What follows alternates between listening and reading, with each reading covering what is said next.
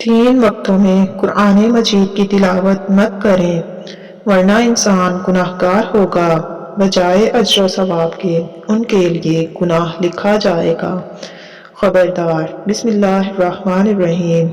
अस्सलामु अलैकुम वरहमतुल्लाहि वबरकातुहू। कुरान मजीद इंसान के लिए अल्लाह ताला की एक ख़ास नेमत है जिसमें मुइज़्ज़त व हिदायत, इनामात इलाहिया की तफसील, कुर्ब इलाही और करामात का बहरे बेकरार माजिज़न है। यह हर लिहाज से रहमत, बरकत, मग़फ़िरत और कामिल हिदायत का ज़रिया है।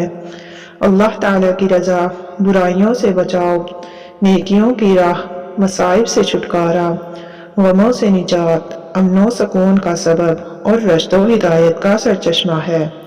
नाज़रीन, अल्लाह ताला ने इंसान को अशरफुल मखलूक़ात बनाने के लिए खैर व शिफा का ये खजाना तमाम अंबिया के सरदार, रसूलों के इमाम हज़रत मोहम्मद मुस्तफ़ा सल्लल्लाहु अलैहि वसल्लम पर नाजिल फरमाया और इस किताब को थामने वालों को तमाम उम्मतों से अफजल और पढ़ने वालों को तमाम इंसानों में बेहतरीन करार दिया। ये कुरान अल्लाह ताला की जानिब से इंसानों और उम्मत मुस्लिमा के साथ बेपनाह मोहब्बत का अमली सबूत है। बस हमें भी इसकी अजमत को पहचानना चाहिए और अपने दिलो जान को उसके मुताबिक ढालना चाहिए ताकि इसकी बरकत, मग़फ़िरत और कुर्ब इलाही से फैज़ याब हो सकें। मेरी प्यारी बहनों और भाइयों, कुरान मजीद अल्लाह ताला का कलाम है जिसकी तिलावत इंतहाई अदब और एहतराम के साथ की जानी चाहिए। ये नूर है, इससे राह निजात हासिल होती है। ये शिफा है, इससे जिस्मानी और रूहानी इमराज का इलाज होता है। ये वो किताब है जिसने अव्वलीन व आखिर जिन्नो इंस को हिदायत दी। जो लोग इससे मुंह मोड़ते हैं वो गुमराही में भटक जाते हैं और जो लोग इस पर अमल करते हैं वो दुनिया और आखिरत की कामयाबी से हमकिनार होते हैं। तो मेरे प्यारे दोस्तों, आइए जानते हैं तिलावत करने के चंद आदाब। नंबर 1, पाकीज़गी। तिलावत वज़ू के साथ करना अफजल है। अदब व एहतराम के साथ बैठकर तिलावत की जाए। किबला रुख होकर, चार जानू होकर ना बैठा जाए, तकिया ना लगाया जाए। नंबर 2, मिक़दारे क़िरात। नबी करीम सल्लल्लाहु अलैहि वसल्लम ने फरमाया कि जो शख्स 3 दिन से कम में कुरान ख़त्म करे वो उसके मायने को नहीं समझ सकता।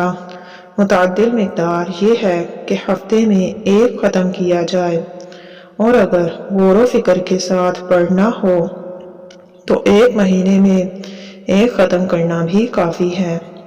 नंबर 3, कुरानी सूरतों की तकसीम। जो शख्स हफ्ते में एक कुरान पाक ख़त्म करे उसे सूरतों को 7 मंजिलों में तकसीम करना चाहिए, जैसा कि हज़रत उस्मान गनी रज़ियल्लाहु ताला अन्हु किया करते थे। नंबर 4, तरतील के साथ तिलावत। कुरान पाक को ठहर ठहर कर और समझ कर पढ़ा जाए क्योंकि इससे तदब्बर में मदद मिलती है। नबी करीम ख़ातमुन नबीयीन सल्लल्लाहु अलैहि वसल्लम एक एक हर्फ को वाज़िहा करके पढ़ते थे। नंबर 5, तिलावत के दौरान कैफियत। कुरान की वईद और अज़ाब की आयत पर गौर किया जाए। रोना मुस्तहिब है, अगर ना आ सके तो रोने जैसा चेहरा बनाना चाहिए। दुआ और रहमत की आयत पर दुआ की जाए। खौफ की आयत पर अल्लाह ताला की पनाह तलब की जाए। नंबर 6, आयत के हकूक़ की रिआयत। आयत सजदा पर सजदा किया जाए बशर्त ये कि पाकी की हालत में हो। नंबर 7, तिलावत की इब्तिदा। तिलावत से पहले ताऊज़ और तस्मिया पढ़ना चाहिए। नंबर 8, आवाज़ के साथ तिलावत। खुद सुनने की हद तक आवाज़ निकालना ज़रूरी है। ज़्यादा बुलंद आवाज़ रियाकारी के अंदेशे के तहत मकरूह भी हो सकती है, मगर अगर कोई खलल ना हो तो बुलंद आवाज़ से कुरान पढ़ना अफजल है। نمبر 9، تحسین قرات، قرآن کو خوبصورت آواز میں پڑھنا مستحب ہے مگر اسے حد سے زیادہ کھینچنا درست نہیں۔ نمبر 10، تلاوت کے بعد دعا، تلاوت مکمل ہونے پر دعا کرنا مستحب ہے۔ نبی کریم خاتم النبیین صلی اللہ علیہ وآلہ وسلم بھی تلاوت کے بعد دعا فرمایا کرتے تھے۔ 3 اوقات میں قرآن مجید کی تلاوت منع ہے۔ آئیے جانتے ہیں وہ 3 اوقات کون سے ہیں۔ ان 3 اوقات میں قرآن مجید کی تلاوت جائز نہیں۔ نمبر 1، حالت جنابت، بغیر غسل کیے قرآن مجید کو ہاتھ لگانا بھی جائز نہیں، اور زبانی تلاوت بھی منع ہے سوائے دعائیہ آیات کے۔ نمبر 2، عورتوں کی حیض کی حالت، اس دوران بھی قرآن کی تلاوت منع ہے، البتہ اذکار، درود شریف اور دعائیں پڑھی جا سکتی ہیں۔